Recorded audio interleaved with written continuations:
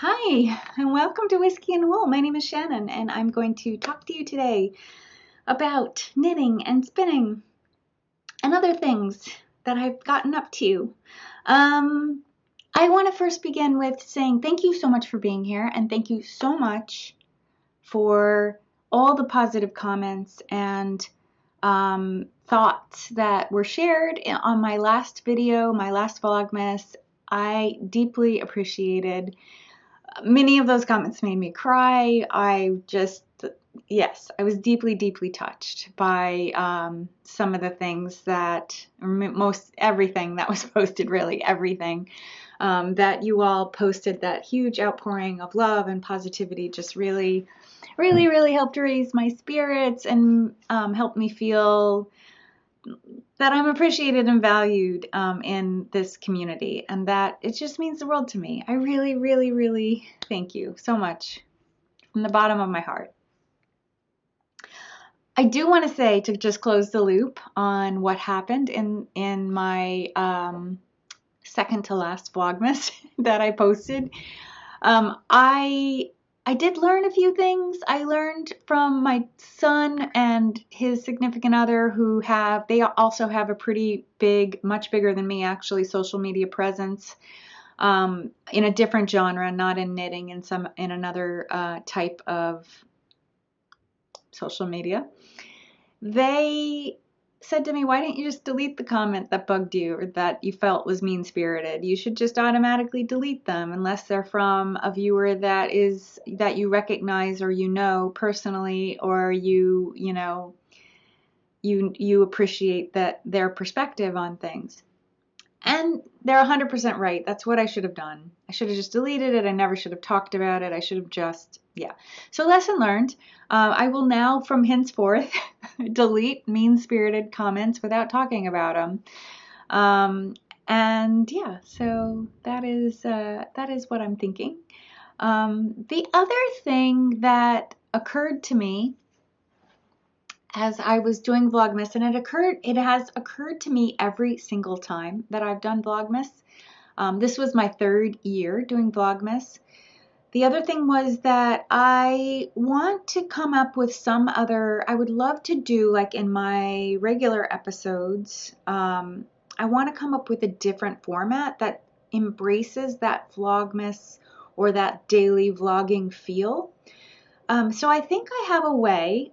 So I'm going to be starting a new series that'll replace this one that I'm going to do just for 2021, at least for the first half of 2021, to just see how it goes. I imagine it will evolve as it goes, where I'm incorporating and bringing into these regular bi-weekly episodes some sort of like lifestyle stuff. So besides talking about my knitting, my finished objects and my whips and my spinning projects, I want to do more showing than talking. So I'm going to see if I can work that out. So it may take me a few times to get a good format that I like. It may also take me a few times to find regular music options that I like. So I'll work on that. I'll be working on that. I've done a little bit of that here in this episode. Not a whole lot because I wasn't prepared, but also I knew I was going to talk quite a lot in this episode just because I have a lot of ground to cover. Yeah, so with that, I filmed a whiskey chat with one of my sons, with my son Ryan, who likes whiskey quite a lot and is a regular consumer of whiskey. Anyway, he was here over the holidays along with my other son Jesse and his significant other, and I convinced him to try a whiskey with me. So I'm going to send you to that segment right now.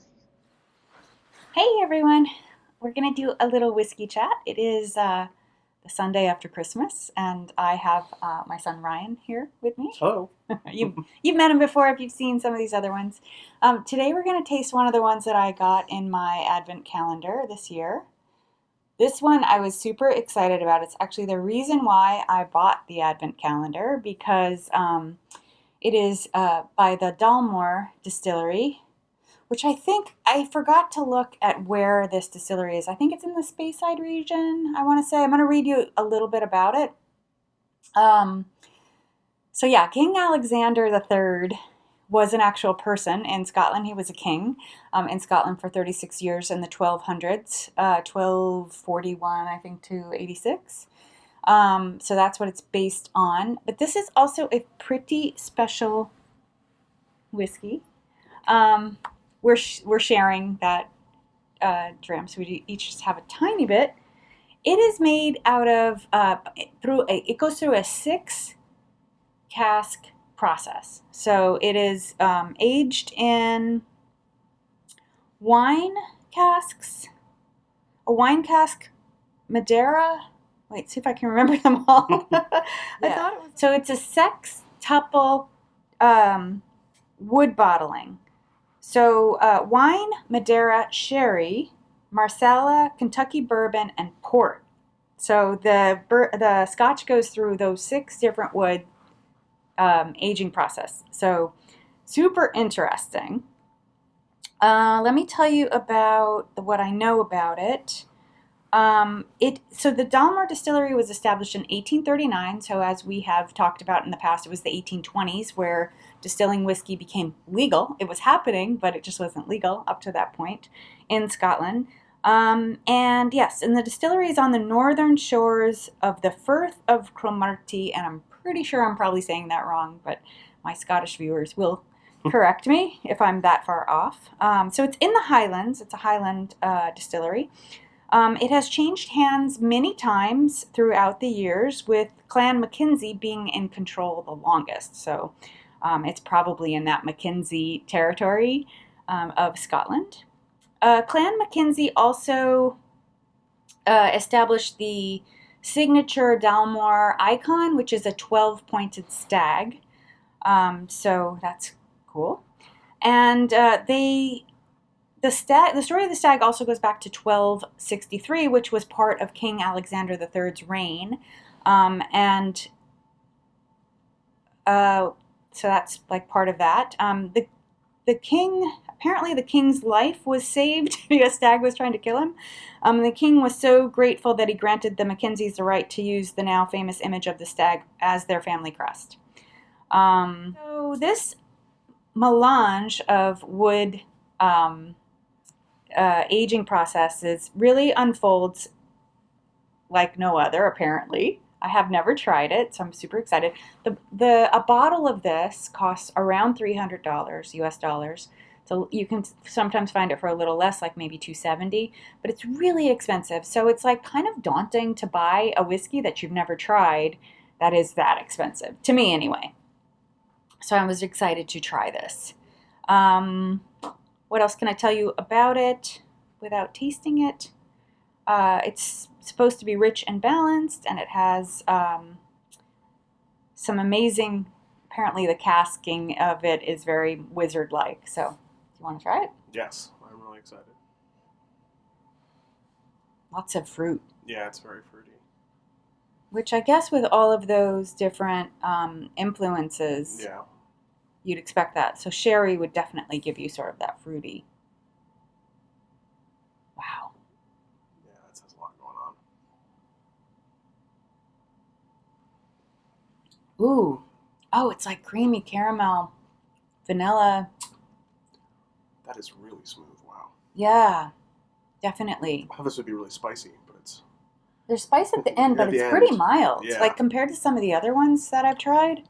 Yeah, super interesting. Wow. Okay. Wow. Let's talk about, so I do have a flavor spiral, which I'll put on screen for you. It begins with berries, so you're right about that. And then it goes to, caramel, vanilla, zesty. Finishes with a little bit of citrus, almond, cinnamon, nutmeg, and ginger. This is very But smooth. it's so smooth, like, so it's not a big punch, like none of those flavors really punch you except maybe the berries, which I think you can see in the flavor profile. Oh, it says berry with a hint of passion fruit. That's interesting. This reminds me of the Deanston that I had when I was here before. Oh, the stout. Yeah, except it's a lot smoother and milder with a little more of that, less spicy too, but it has a lot of those same notes. Yeah. Definitely, like, there's almost like a wood taste to me, like a woody taste in there. Like, I don't know, I mean, it could be, so I don't know how long how many years it spends in wood. But usually you find that with whiskeys that are older than like 12, like the 15, 18, even older than that, you'll find a lot of wood. Which, if you're going to watch my channel for this upcoming year, I have a lot of old whiskeys, scotches to try. So you'll probably be hearing me say that tastes a lot like wood frequently. Wow. Mm. Yeah, that was really good. It's really, really yummy. I'm not sure I would buy a whole bottle of it necessarily. Like it's probably something good to gift or for a special occasion. Yeah. That would be my guess. Like at a $300 price tag, it's pretty pricey. Maybe a New Year's bottle. Yeah, there you go. There you go. All right. I hope you enjoyed this. I know I didn't give too much history on the Dalmore distillery, but I'm sure I will be tasting more in the future, and I will definitely have put some pictures on so you can see what it looks like. Cheers. Cheers. Okay, you're back. I hope you enjoyed that little whiskey chat. That was a very special whiskey, very expensive bottle. It was the day 24 in the whiskey advent that I opened. Yeah, so I have a whole bunch of new whiskeys. I have a lot of old whiskeys that I will be sharing with you over the course of this year. The whiskey advent that I got, I paid a little bit more for it, and I thought I was getting all scotches, but there are some other countries in there too. I know there's a couple Canadian. There's no Japanese. I'm going to do Japanese next time, though, I think, because I think I can get a Japanese whiskey advent calendar. So I think that'll be next year. And I may start dabbling in other countries' whiskeys. But anyway, lots of older, more aged whiskeys coming up this year. So I hope you will enjoy them. Of course, like as I did this time, I'll tell you where to skip to anytime that you're not interested in listening to a whiskey chat. And you can see, if you're new here, the whiskey chats are just about, a little tiny bit of this is what the distillery looks like. It take you to, the region in Scotland and stuff, and just tell you what the whiskey is like. Okay, so this is mostly going to be a recap of 2020 episode where I'm going to focus on my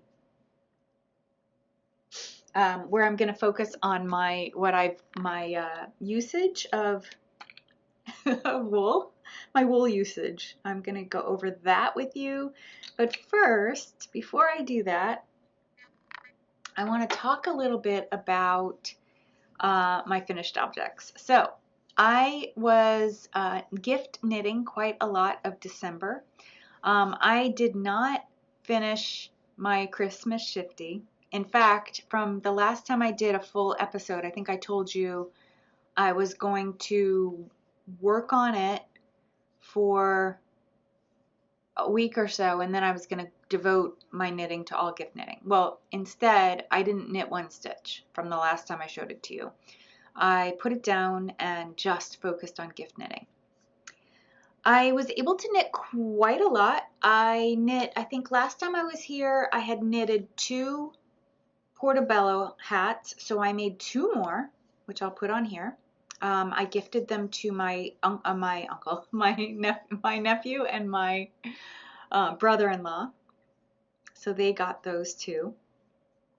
I also knit, I think I had not finished the second Oslo, the yellow, I think it was in progress. So I finished that, and those were gifted to my hairdresser and his colleague, his work colleague.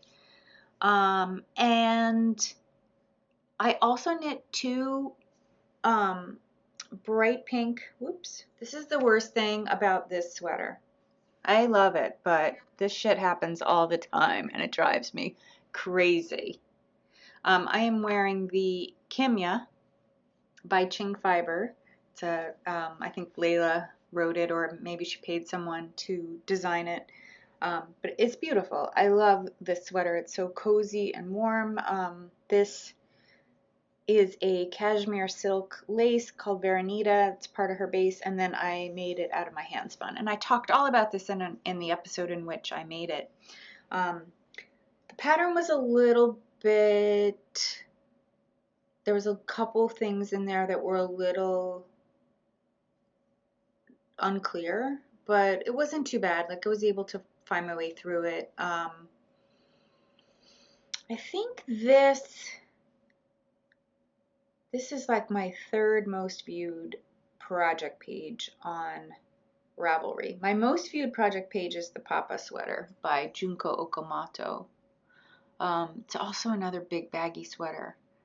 I like it, but it has, like, similar to this, it has like these droopy armholes, bat wings that just, this is fine. I think in this yarn it's fine because it's so soft and drapey, it doesn't feel like there's a lot of cloth under your arm. But that sweater, I don't know, I don't like when I go to lift my arm and I'm suddenly 8 inches wider on that side. Not used to that. I digress. What was I saying? Yes, finished objects. I had I made 2 headbands, like to cover your ears. So one for my assistant that I work with. She's a temporary assistant. I get an assistant for 2 years, and then I get a new one. They're grad students. So this particular young woman has big hair, really thick, beautiful hair. And she often wears it up, in a high ponytail or some sort of updo. So I thought a headband would be perfect for her because it would keep her ears warm and not mess up her beautiful hairstyle. So then I made another one for my niece, who also puts her hair up quite a lot. She's got long, thin hair like me, like thin, straight hair, but she'll wear her hair up so that'll give her like a different look. And yeah, it was out of the super bulky cashmere by Clinton Hill. I'm drinking David's tea, mint peppermint tea, 100% organic peppermint. Yeah, so what else did I make? I finished my granddaughter's stocking. That was from my own pattern, Christmas Stockings 2. I used Loopy Mango's yarn. It was really, really fast knit. I forgot how fast those are to knit, that stocking. It's the same stockings that I think you saw clips in the beginning, or maybe I'll put them here, of the stockings that we use in the family. In my family, I made them for this house like 6 years ago or so. And I published the pattern in 2016 on Ravelry. There's a version 1 and version 2. I always had planned a version 3, which if you saw in the clip, there was a snowman and a bunny rabbit. And there's a rabbit because one of my nephews had rabbits as pets for many years. I think he still has one left. So I made a rabbit for him.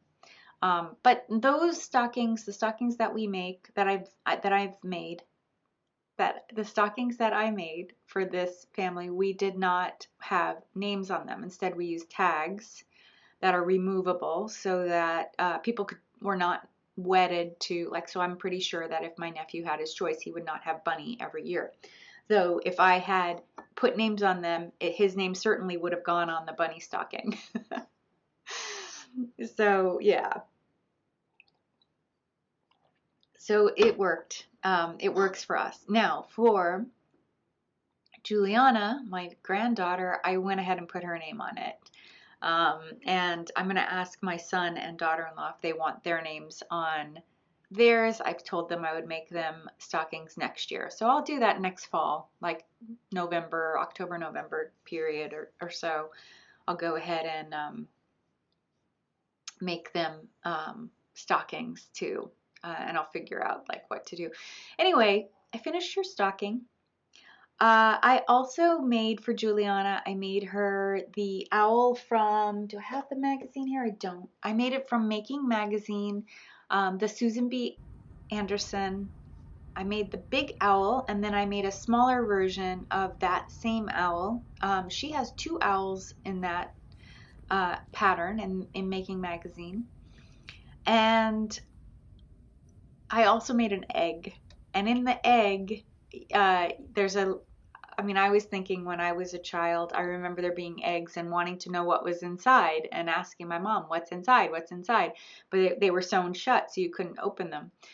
So I thought it would be fun to embroider on a crack in the egg, and then where it was cracking, a flap that she could lift and see that there's an eye peeking out, so that there was a baby bird inside. So yeah, so I'm going to be adding to her collection over the next couple years while she wants to play with them. I doubt she'll be playing with them too much even next year, but I told my son I would add a daddy bird because there's no daddy bird. There's just a mommy and a baby and an egg. And I'll add a sibling bird at some point down the road too. Maybe I'll do the dad and like a dad and son scenario, because I'm going to do the other pattern that Susan has in the owl in the magazine. I'm going to do that for the daddy. So maybe I'll do a baby version of that one. And yeah, I have plenty of the turquoise yarn. What I do not have enough of, I ran out of yarn. I ran out of the white yarn. So I'll need to buy more white yarn, and I may just wait until, if Rhinebeck happens next year, I might just wait for Rhinebeck and go right back to the farm yarn stand that I went to, that I knit those other ones out of, because I know exactly which yarn it was and exactly which stand to get it out of. So that might be the way, that might be what I do. If not, I can just, I'm knitted out a natural cormo DK weight, so I could just, I'm sure I could find some somewhere. Or it may be more worthwhile to knit it out of a worsted weight instead, because the DK weight was really a little bit too, the DK weight was really just a little bit too thin for that. So yeah.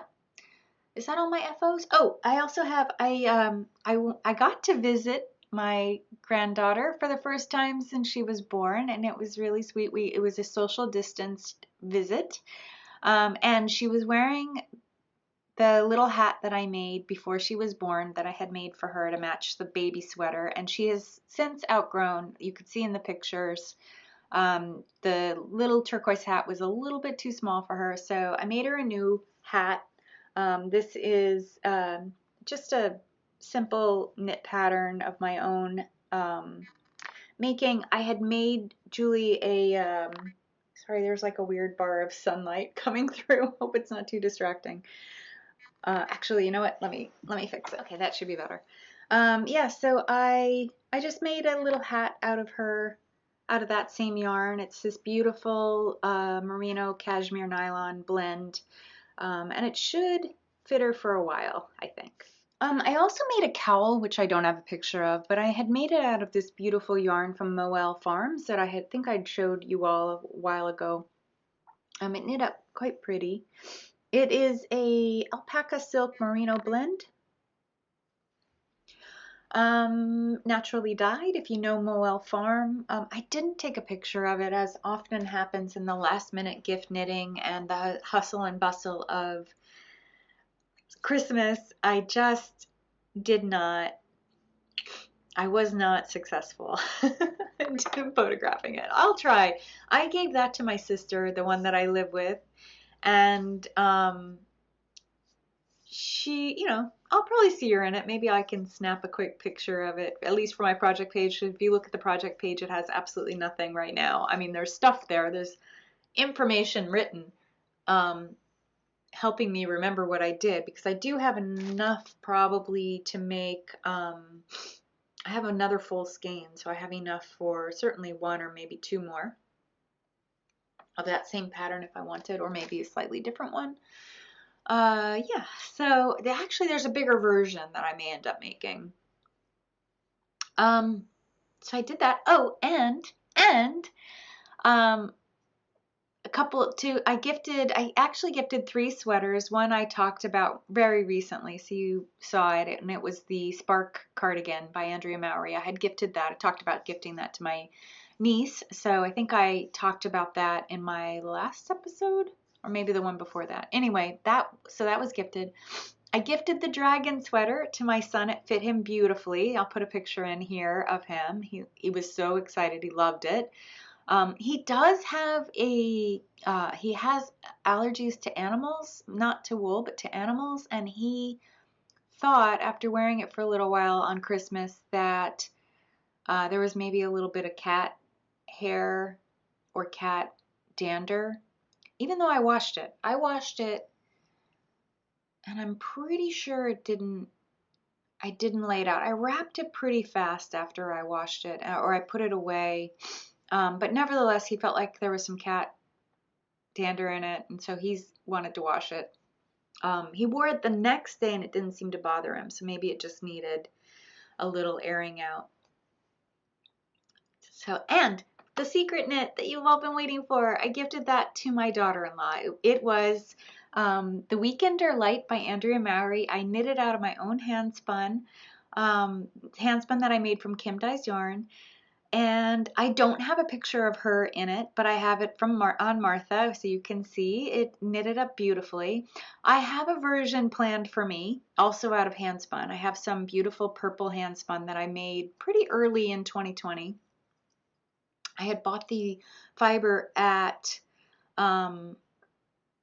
which one? I bought it at one of the knitting bazaars, like not the one that Christy Glass ran in 2019. But the other one, the one that Legacy Fiber Arts runs, I can't remember what they call it.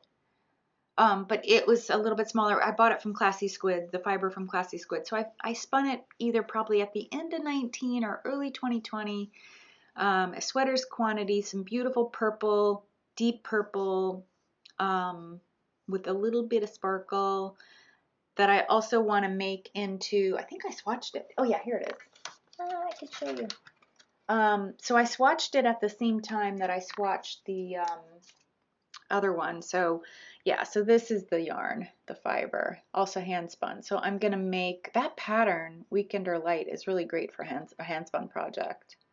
So yeah, this is going to become, speaking of cat hair, this is going to become a Weekender Light for me.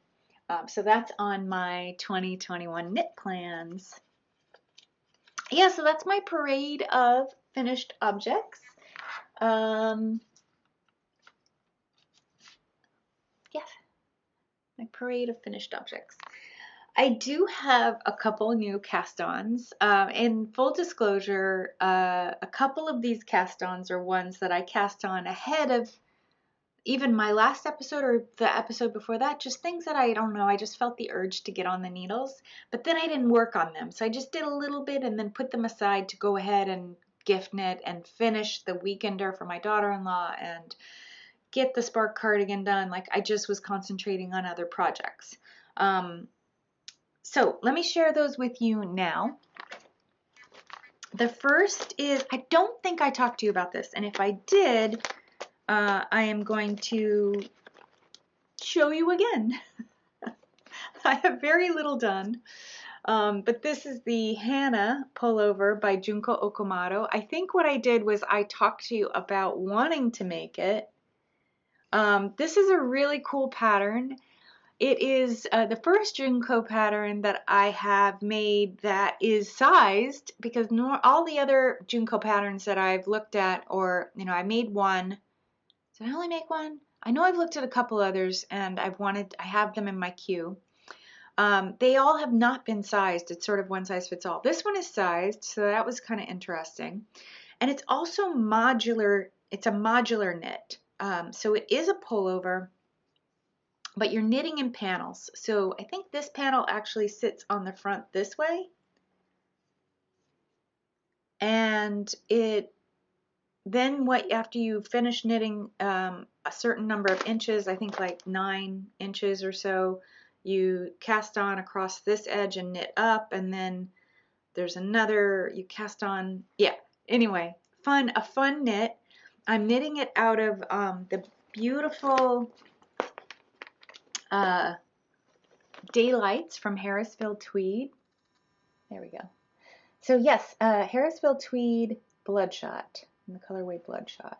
It's really pretty. So yes, so they made a whole series of complementary to Nightshades. They did Daylights, a daylight line in 8 shades of white with different color additions. So 10% of a color with the natural color. Yeah, so this is a beautiful and fun, like little cabled designs, lots of charts with the pattern. This is a knit for when you want to use your brain as you are knitting. So yeah, so that I really, really wanted to cast that on. I can see the possibility of so many different, like that would be really cool as a patchwork, you know, not out of all of one color. It would be really fun to knit. So I may knit that. I may do like a patchwork for one of my other sons, because now that I've made a sweater for one son, I feel like the other ones are in my sights, and I should knit for them too. I also cast on a new throw for my just for my home. I'm sure you know this if you watched Vlogmas and you saw some of the decor, but I really love the I think it's a Scandinavian mid-century modern aesthetic, but like this very, very clean, like lots of natural wood, like you see behind me, and white. And then I add in gray, like you can see on this bed over here. And then sometimes pops of color. So this bed has green, my couch has mustard, and then my bedroom has shades of like turquoise, basically, but lots of white. So I have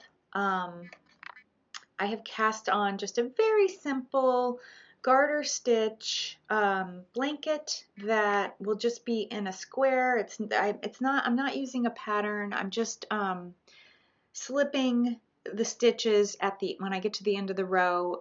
So just like you can see right here, actually, where I slip the last stitch with the holding the yarn in front, then turn around and go back, and that gives you this nice border. But yeah, and this is a red wine glass stitch marker. So I just cast that on. I'm using yarn that I bought, some farm yarn that I bought at EYF. It is 100% Scottish blackface from Lifelong Yarns, which I understand like a lot of people know about her.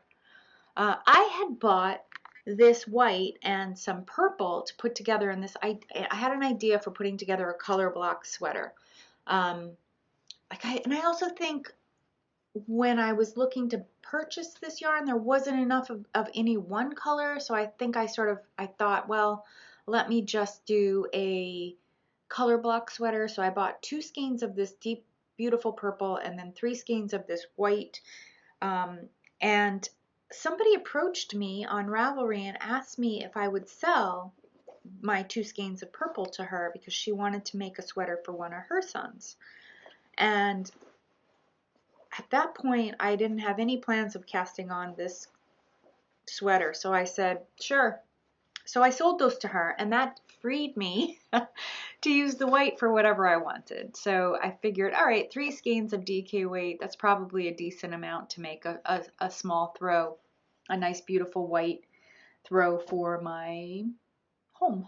So that's what I'm gonna do with that. A couple other things.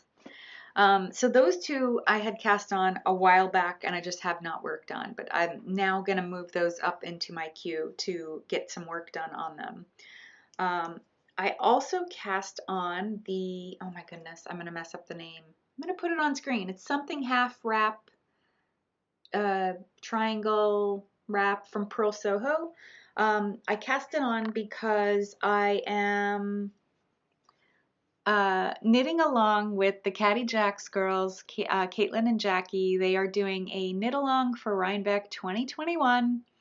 And the plan is to meet in person, assuming Rhinebeck is not canceled again this year, to meet in person and do some pictures of the different color spectrum.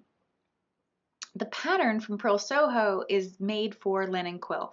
And if you're a Caddy Jacks fan, I don't need to tell you anything about this. You know exactly all about this. And there are other people, other podcasters, like I think Stacy of Stress Knits, and other podcasters are doing the same wrap. It is a really simple garter. I'm in the middle of a row. It's a really simple garter stitch pattern, where you're knitting on fairly small needles, US size 3 needles, and what you do is each time you come to one side, you are wrapping a stitch and then going back the other way. And I keep the stitch marker where I wrap so you can see that. So basically what you get, you knit 2 rows for every stitch on the needle. I forget how many stitches you cast on. The pattern's free, so I'm not giving anything away. You can get it for free on Pearl Soho's website. And I am not knitting out a knit quill. I really wanted to use stash yarn for this, and I looked at the knit quill. It's beautiful. The Pearl Soho people have put it together in beautiful color packages. The idea of this shawl rather, is, first of all, it's supposed to be massive. The Caddy Jacks, I think Jackie has finished, maybe Caitlin too, have finished already, at least one. They're making more. Jackie bought a whole bunch of the linen quill. There was a sale a while back of the linen quill. It's pretty affordable yarn. I think you can buy it for about $17 regularly, and I think it was, some of the colors were like $12 at that point. You need 6 skeins to do it. So the idea is that you're knitting a triangle shape, and then when you are done with one triangle, you do the other triangle. So it's kind of a square. Like the shawl ends up being kind of a square that then you fold in half, where the 2 colors meet, and it's 2 colors. So on one side it's one color, and on the other side it's another. Their idea is that it's sort of a monotone, or not monotone, but like a tonal thing. So you might have like a soft pink with a brighter pink, or a rust color with a dirty shade of pink, or like gold and like a deep gold and a bright gold. So it's like, it's sort of this tonal thing, and that yarn is supposed to be fantastic. I didn't go that route because, as usual, like when I find a pattern that I like, I just kind of let it simmer, and I think about, what can I make out of it? What can I make with it? What kind of yarn do I want? Do I want to buy the yarn recommended? Do I have anything in my stash I can use? And all of that. So I realized that I had a whole bunch of this yarn, which is Loop Studio. So I had purchased this at Rhinebeck. Some of it I purchased at Vogue Knitting Live 2019. Not even 2020, 2019. I picked up a couple skeins in 2019. Didn't do anything with it. I had a plan to do a shawl design. I was in the middle of creating a design to submit to Pom Pom magazine. So I had submitted the design, and then Pom Pom changed their theme after I submitted, and said that I could leave my submission in, or I could resubmit based on the new theme. And I just didn't do anything. I didn't withdraw that submission. I knew it didn't fit the theme, but I also did not resubmit. The new theme was one that it didn't resonate with me, so I just didn't submit. So I held onto the yarn all of 2019. We got around to 2019 Rhinebeck, and I went and purchased a little bit more of Stephanie's Yin Yang line. This is the Yin Yang fingering weight line. She also does it in, I think, worsted. Same idea. So the idea is that of the Yin Yang, I think I talked about this when I bought it, is that this is the Yin Yang, right? So this is, I believe they're 3 or 4 ply, but there's a single ply in this one that's black. All the rest are this white color, and in this it's the opposite. So most are black with 1 strand of white. And then it comes in other colors as well, like hot pink. So this is the one that's mostly pink with 1 strand of white, and there's another one that's mostly white with 1 strand of pink. And then blue. There's a whole bunch of colors, purple, and they all have really cool names. Like this one's called Kiss. Oh my gosh, I don't remember what the other one's called. This one's called Far, and I think the other one's called Away. There's also yellow. This is called Rise, and the other one is called Shine. So I have all of these, and I was like, there's surely some way I can use these for this half triangle wrap, whatever it's called. So I drew some pictures of how I might use them, and I thought, okay, I can buy 2 more skeins of any of these colors. It so happens I have 2 skeins of this, but I would need 3. And then I would need 2 skeins. So I thought about doing maybe just a black and white one, but I thought that would be kind of boring. And then I thought about doing maybe pink or blue or one of these other colors.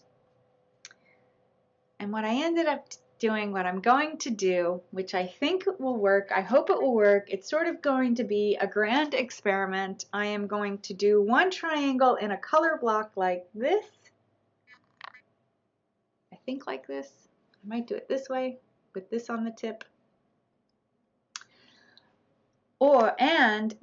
But the first triangle, and I figured all of this out by doing a whole bunch of sketches, which I can put on screen. They were just very rough sketches. I used the Note app on my phone to sort of figure it out, just because I wanted to do just quick. I think it was in the middle of a workout, and all I had was my phone with me, and I thought, okay, I'm just gonna rough this out on my phone. And I just did a sketch, did a set, did a weight set, did a sketch, did a weight set, like that. So this side, one triangle will be this with this sandwiched in between, and then finishing up with this on top. And what I'm going to do, because of the yardage yield being very similar, I'm going to knit this entire skein until I reach the end of a row where I need to attach I won't be able to complete a row, and then I'll attach this, and I'll do the same thing. And I think what will happen, and then I'll go back to this grayish color. So I think what will happen is that I'll end up with a little bit of this left.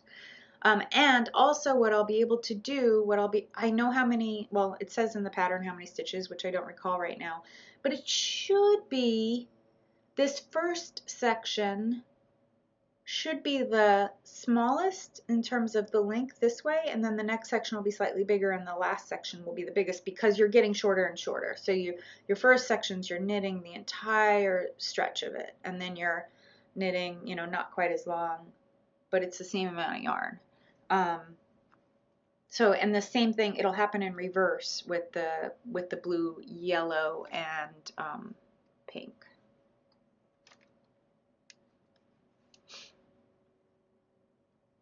Is that how I did it?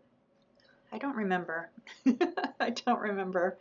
I should have written it down. I think I have a sketch of what I wanted it to be, what I settled on, and I didn't decide whether I wanted the pink at the tip or the yellow at the tip, but I think the blue is in the middle. Or it might be that the pink is in the middle. Anyway, it should be fun. It'll be a fun experiment. I figured once the shades of black, the gray black, layer together, it's going to be very clear to me how how to manage those 3 colors together. So I'm excited. And this is a very monotonous, what's the kind way to say it? Easy. You don't have to think much as you're knitting, mindless. It's a very monotonous knit. So it can feel like a comfort knit. So that was the reason why the Caddy Jacks girls, or women, trying not to use the term girls, why the Caddy Jacks women decided to knit it, because it's a comfort knit. Like, knitting garter stitch is very, very easy. Yet there's a little bit of thought in that you're wrapping a stitch and then going back the other way. So there is some design to it. It's not just a garter stitch rectangle. So yeah, so that's another cast on. I have actually worked quite a lot on this in the couple days. I had cast on about an inch or so ahead of Christmas, and then in the last few days I've knit a lot. It's really great for, you know, my early morning when I get up and I just get my coffee and I'm still trying to wake myself up and feel the day. It's a nice, easy, I don't have to think too much, and it just lets my brain get like a kickstart to the day. So yeah. So that is what's happening with that project. Let me know if you're making one. It'd be fun to know, and what you decided to knit out of. I'm looking forward to seeing how those colors work. Well, just seeing how, because I was having a hard time understanding how the colors would stack on each other, but I think it'll be clear to me when I do after I finish one triangle. This is a long one, sorry guys, very long episode. Okay, I've cast on this week, because of the baby's need for hats. I cast on what I'm calling a baby Portobello hat, out of some extra yarn that I had hanging around. And these are very sheepy yarns. I thought it would be fun to make her a sheepy wool hat. They're still quite soft. They're 100% merino. This blue I think has some nylon in it. But the blue is from Little Gray Sheep. I bought it 2 years ago and used a bit of it in some color work. I bought a mini set. And the white is Liverpool Yarns, which is local to me, fairly local to me. She's in PA, Pennsylvania, so not too far away, about an hour or two away. Yarn that I bought at my local yarn shop, Knit Tapestry, a couple years back. I bought a bunch of 200-gram skeins from them. I bought natural and a couple shades of gray. So after I started knitting this, I was like, oh my goodness, I can't wait to see if this fits her. I know if anything it'll be a little on the big side, but then I was like, I could make her like probably 6 more of these using just these same yarns, like not these same colors, but like what's left of this mini set and what's left of these. So yeah, curious to see how this works up. I could finish this in an evening or two easily. I might finish it tonight actually. I'm trying to get in to see them again just after New Year's. Okay, last, and this is going to get into stash acquisitions a bit, because this is the yarn that I'm knitting. This is brand new. I started the Hybrid Knit Along. I'm doing the woven chevrons. Are you doing it too? Are you doing the Hybrid Knit Along? It is a Stephen West knit along. To join the knit along, all you have to do is buy the pattern and start posting your stuff on both Instagram or Ravelry, in the Ravelry threads. So I decided the pattern is not written to be rainbow. The pattern is written for 4 colors. For this pattern, he recommended sort of a sheepy wool, kind of similar to what I just showed you for the hat yarns that are there. You need a full skein, 400 yards of 4 different colors to complete this pattern. There's the thing with the Hybrid Knit Along. Here's what got me to do it. First of all, it was so much fun to knit the Slip Stravaganza with so many other people around the globe. That was cool. It's still not finished, by the way, in case you're wondering. I'm going to talk about that. The other thing was it was 2 patterns for the price of 1, plus he was throwing in a hat pattern. So it was really a good deal. And I thought, yes, I want 2 Stephen West patterns for about $7. Yes, thank you. And also just the idea, I was not planning to cast on. I was just like, I'm going to finish Slip Stravaganza, then I'll cast on. But then I was looking at these yarns under the tree.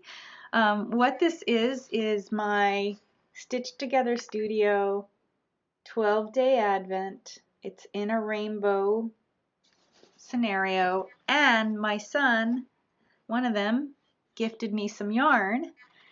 This is one skein that he gifted me. I have other skeins that I'll show you. This is from Valkyrie Fibers. I had never heard of her. She's new to me, but it's like a cream. It's called part of her Middle Earth series. It's a cream color based on the character Smeagol. It has like all these very subtle pops of color, so like blue and pink and green in it. Some gray, I think, in there too, as well as a little bit of brown.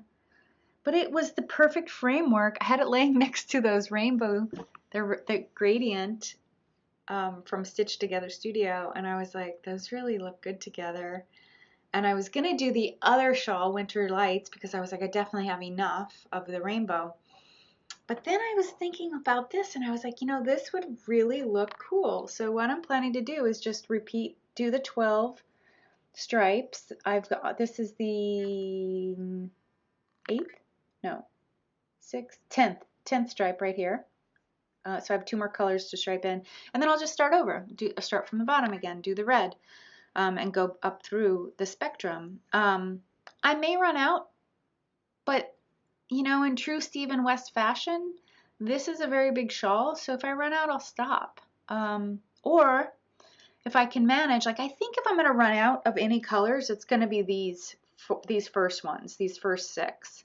And I certainly have pink, and I know I have another skein of this gold in a mini. I think I can figure out something that will sub for the red and something that will sub for the orange, and I'm pretty sure I have mints and greens. Like I can probably cover this. I'm not sure I have anything that looks like this, but I don't know if I'll need that. I definitely have blues and purples too. But I'll figure it out. I mean, if it's not a perfect match, I think it'll be fine. Right? I mean, because we're talking about like the other complete opposite end of the shawl. The other thing I thought I could do, because you're doing, I don't know, like 3 garter stitch ridges, so 6 rows per thing, I could, when I get to the end, if I'm running out, do 2 rows per color, like 2 rows of red, 2 rows of pink, 2 reds, 2 rows of orange, something like that.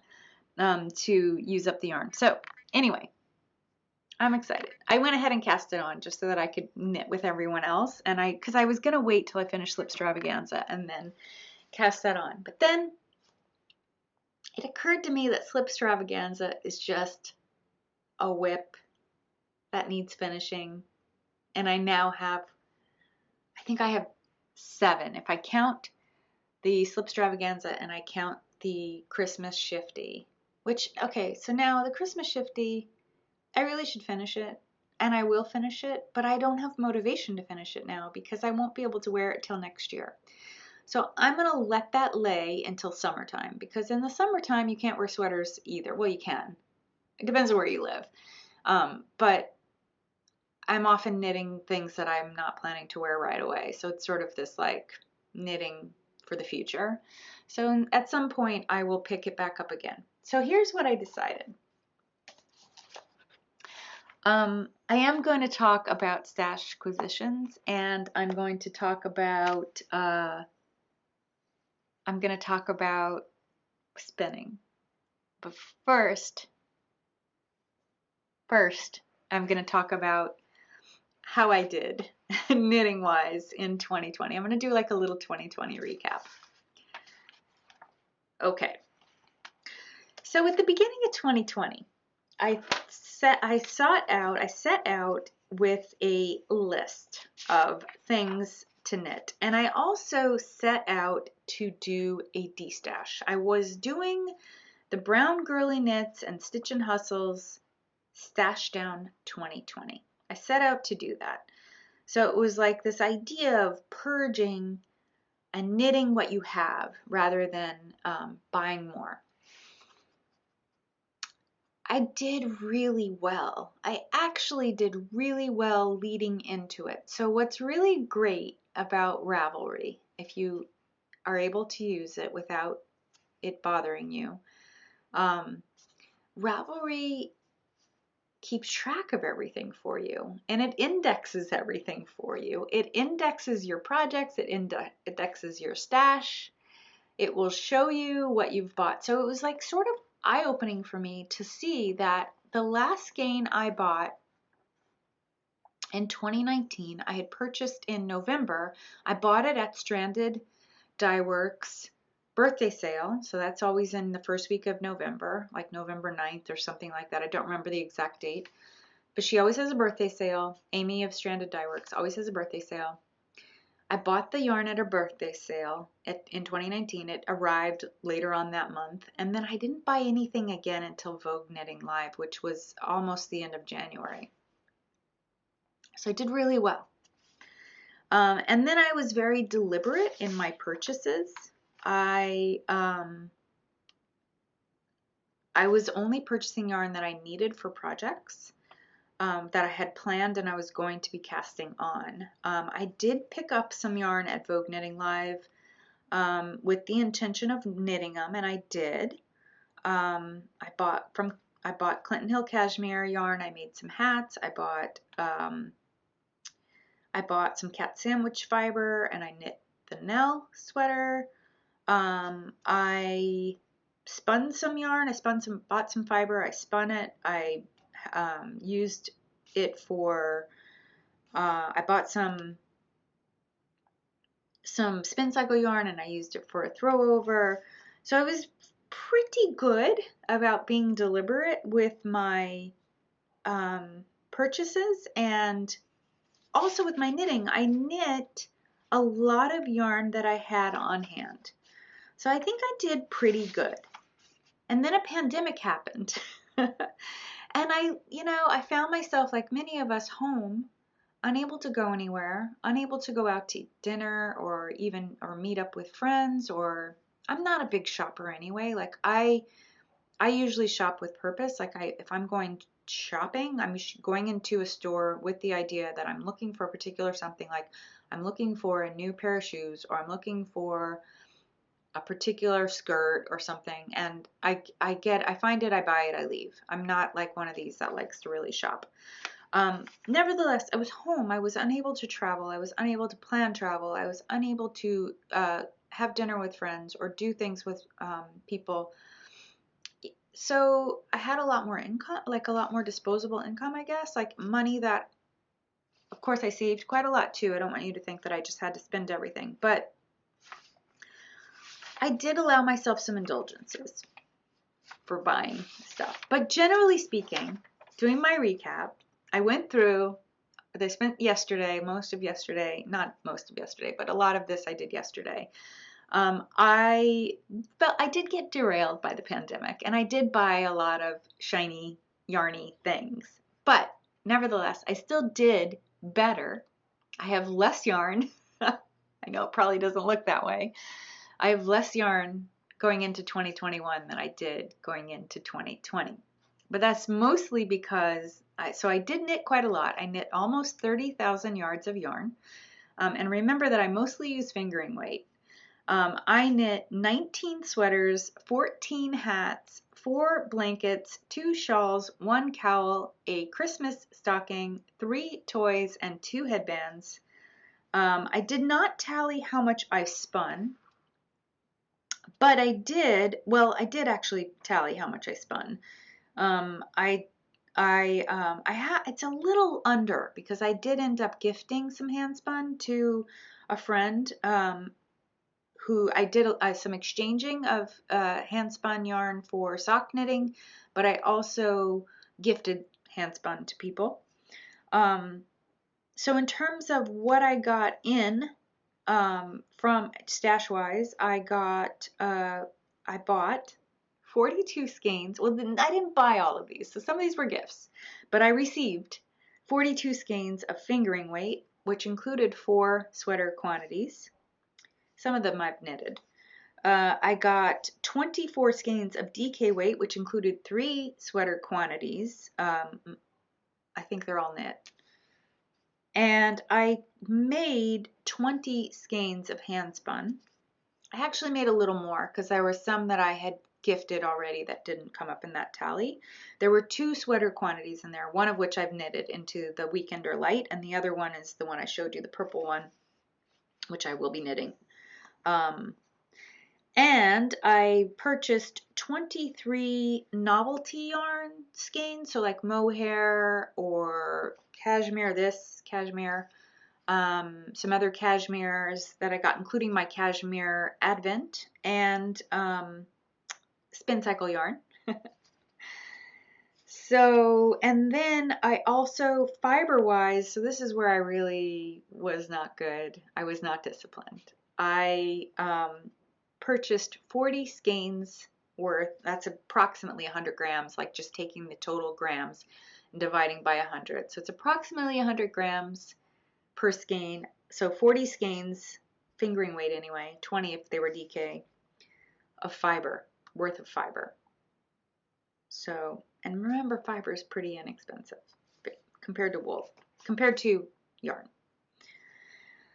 So that means, yarn-wise, I acquired 33,000 yards of yarn, and I knit about 30. So 3,000 yards more.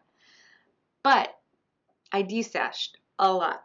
I destashed about 30 to 35 skeins of yarn, including gift destashing and also just selling destash through Ravelry. I sold a lot, especially early on in the pandemic, and I mean my prices are very good. Like most of my skeins average around $20 a skein, so you can't really buy indie dyed yarn for $20 a skein. My prices are always lower than what you could purchase for. So that was pretty good. In terms of yardage that I knit, it was more yardage in 2020. In 2019, I knit about 23,000 yards, and I made 31 projects, where in 2020, I knit about 30,000, 29,000 yards, 30,000 yards in 45 projects. But many of those projects were small. In the sweater count are some baby sweaters, and in the hat count are some baby hats. I'll probably make it to 15 baby hats or hats at the end of this year. I have 2 unfinished projects from this year. It's Slip Stravaganza and the Christmas Shifty. I think that's all. I have in my WIP graveyard, I have 5 other projects. I'm going to talk about my WIP graveyard in my next episode. I'm going to do a little segment about it, where and I have a plan for that. So I'm going to talk about that in my first episode of 2021. Did I tell you that I told you I wanted to do the series. Did I tell you about the name? I'm looking for suggestions about the name for that series. I think I'm going to call it something like Knit Life or Knitter's Life. So it'll be Whiskey and Wool, Knitter's Life, or Knit Life, episode 1. That's the way it'll look. And then episode 2, episode 3, throughout 2021. And if I like it, I'll continue it. But I just wanted to differentiate it somehow from a regular episode. Yeah. So that's my recap from 2020. How'd you do? Also, if you have suggestions for the name of my new series, please write them down below. I would love to hear what you think of the idea. Also, so please, I'm inviting suggestions or critique down below. Do let me know what your thoughts are on that. Okay, so stash. Some of the stash, if you've been watching Vlogmas, I'm going to show you spinning, and then maybe I'll just do a quick, I put it in at the beginning. I have a video of the Christmas stuff that I got, and I don't think I put in the fiber, so I'm going to do the fiber, the 25 days of fiber. I'll film that and put that in. So that's going to stand in for Stashquisitions. The only other Stashquisition that I got that I did not talk about was this Into the World club, monthly club. This is December 20. It's called Krampus, and it is Superwash Cheviot. Yeah. Some nice autumnal colors in there. Into the World does a monthly fiber club for a set amount. I think it's around $20. You get a different type of wool every month in whatever colors they want, a mystery color. I guess it's thematic with the season. And I subscribed. It's a 4-ounce bump, I think, of roving. I subscribed so that I could try different wools. I wanted to give a try to different wools. So ideally, I'm spinning each bump I get a month, but right now I'm completely caught up with my fiber calendar. So you remember in my if you watch my last episode, sorry, this is like a bad view of it. I spun this. This is from the first 4 days of the 12-day Advent from Le Petit Potions. She designed that 12-day to be a gradient. So at the end, I'm going to have 3 skeins in a gradient pattern that will be a sweater's quantity. So I'll have to figure out what to make with it. So that's the first one, which I talked all about last time. This time around, let's see if I can show you these in a succinct matter. So this is the second half. The other 2 are on the wheel. So I'm doing 2 plies. Yeah, so this will give you the full spectrum. This is the second color, how the second color will look, the second skein.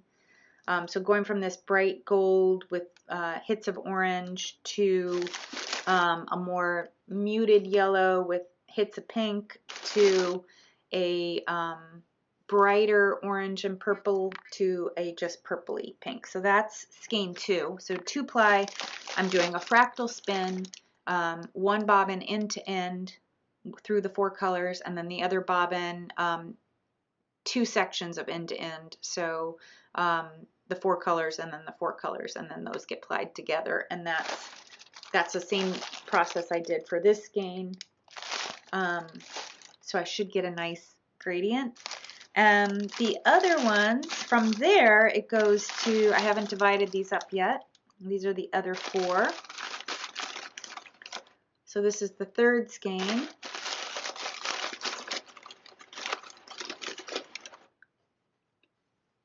Third skein looks like this. So it's like pink to purple, pink to blue, indigo, I guess. Yeah, so I have a mint to pink, and then orange to purpley pink, and then purpley pink to blue. So I guess that bright pink at the end of the first skein has a little bit of a yellow orangey cast. It did have orange in it, as I recall. Yeah, so that's the plan. That is my spin project. I got this really pretty basket from a Container Store that I keep all my spinning in now. I've got a couple extra bobbins in there, and my what is that thing called? It's not the Nitty Naughty. No Stapina is in here, as well as some this thing, as well as some oil for the machine, and my my hook is all in here. So I just keep this over by my spinning wheel. Yeah, it looks cool. So this is my current spinning project. Hopefully next time I'm on with you, I have that complete, or at least I'll definitely have 1 skein complete. I need to start spinning though, because I've been knitting so much that my left arm, I always get like a little tendonitis in my left arm when I knit too much, especially in my elbow. So I'm having a little tendonitis, and spinning uses more my right hand than my left hand. My left hand is my fiber hand, and where my right hand is my draw hand. So my right hand does more work, and it feels fine right now. So I just need to give my left hand a little bit of a break, my left arm a bit of a break. Well, I think that is it for now for this episode. I hope you enjoyed, and I am so glad you spent some time with me. I hope you have a wonderful rest of 2020, and I'm wishing you all the happiness and joy and healing if you need whatever you need in 2021. I hope you get it. I hope that it comes to you and you are able to be your best version of yourself. And I look forward to sharing more with you in the coming weeks and months and this next year. I'll see you next time. Bye.